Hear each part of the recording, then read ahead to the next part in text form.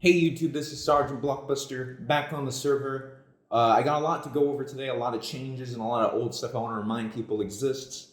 So there's a lot to talk about. Please watch the whole video because it's going to have a lot of important information on how to fully enjoy the server.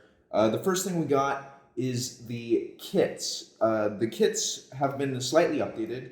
You can do /kit diamond. And you can use it once a year. You can use it when you join the server. It'll give you a full kit of diamond armor, a diamond sword, and a 64 stack of steak currently. So be sure to claim that once you get on, and then you can claim it once a year forever in the future to give you a nice start on the server. Any player can do this. The next kit is /kit daily. You'll get 20 gold blocks currently. And what you can do with this is if you type /worth, you can do this with any item. You can see it's worth $900.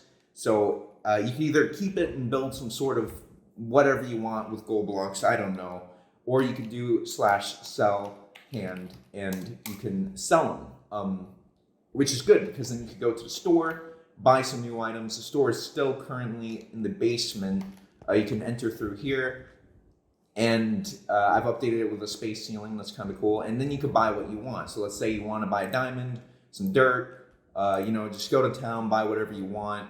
And, I'm going to add more items and update the prices as I need to.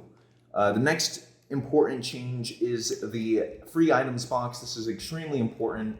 It's right here. When you open it, it's going to kick you out. Don't worry, it's just resetting the contents of the box to make sure. So like you could take as much as you want, and then when you click it, it's going to reset.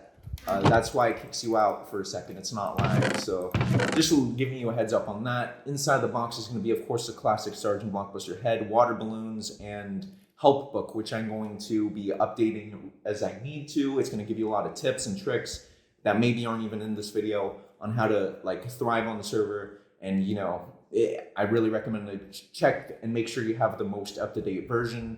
We're also going to have server news.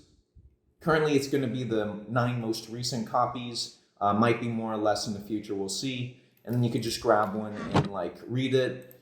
And basically, it'll have news on what has changed or any updates or possibly even events. And then each one is just gonna be like as stuff happens. It's not gonna be a daily thing. It might be, who knows? But just as stuff changes, it's gonna be news for you to read. It's important just to keep checking back. Might even add more items in there in the future. We'll see. Next is this pressure plate right here. You can step on it and it'll stop the rain for days. I think actually real life days, if I'm not mistaken. So that's good. That's gonna be useful because rain is laggy and loud and annoying. No one likes it. So free rain stopping here if you want to do that. So just you can get the spawn. You can do /warp spawn.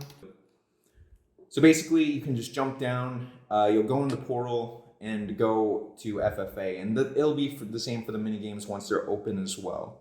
The minigames currently are being delayed because World Edit doesn't work fully because the developers haven't updated World Edit yet to the current version of Minecraft. So I've been having to do all the building by hand, just like the good old days when I first started the server, so that's fun. But basically, I'm currently just waiting on them to update that, and then I can start updating the mini games and opening them for beta or opening them fully in the future. We'll see. So basically, let's just go through the Wasteland of Spawned real quick at high speed. I've closed down this track for a couple of reasons. In 2016, the server was really only open for a week or so in 2016, and maybe even late 2015. I had to update the world. A lot of plugins were either broken or disabled in a desperate attempt to save the server back then, so the horse races were unprotected and got griefed. Not to mention, all the command blocks in Minecraft have changed, so there's a lot of command blocks I've been reprogramming. The same goes for the racetrack.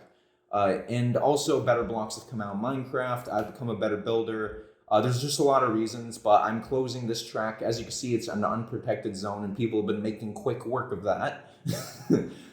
So you can do whatever you want to the track. It's no longer a protected zone. I'm going to build a better one.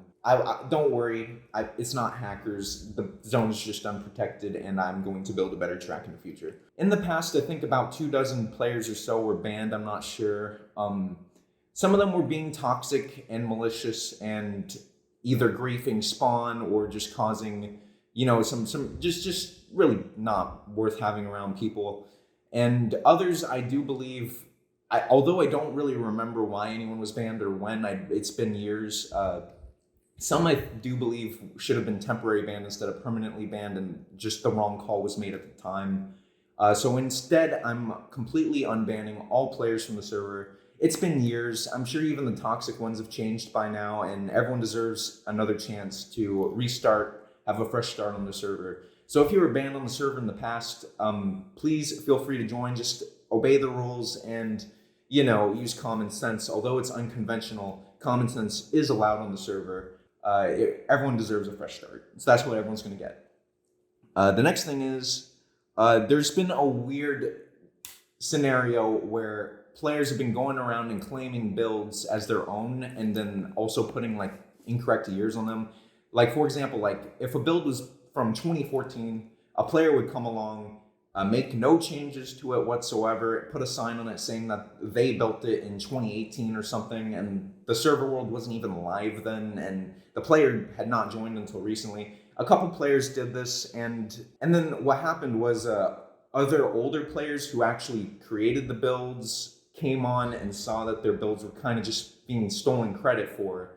And you see, that's kind of not cool, I guess, you know what I mean? So like, if you want to build your own build, and that's fine, and if you want to take over someone else's build that's been like destroyed and you want to like rebuild it and like live in it or something and like actually live in it, and like make changes like building it, that's also allowed. But like going to someone's build that they like worked really hard on in the past and just claiming credit for it and not changing it at all or not working on it, that's kind of, it's like a weird gray area, but just try to avoid doing that. And remember, like, raiding and griefing is allowed, just to an extent. Don't go crazy with it, but it is allowed.